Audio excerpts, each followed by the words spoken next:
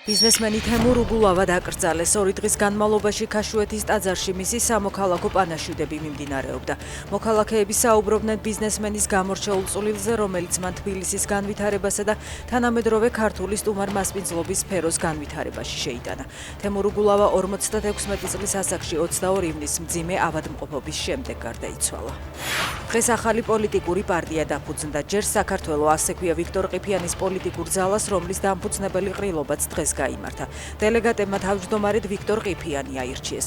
ჩვენ არ გვაქვს პრეტენზია ვიყოთ მხოლოდ ოპოზიციური პარტია, ჩვენ გვინდა ვიყოთ ცვლილებებზე ორიენტირებული პარტია, განაცხადა ყიფიანმა.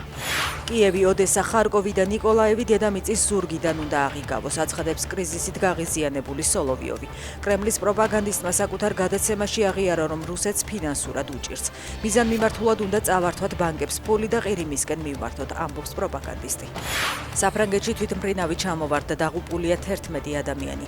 ავიაკატასტროფა ქალაქ ტომბლენში მოხდა. თვითმფრინავი პარაშუტისტთა სკოლას ეკუთვნოდა.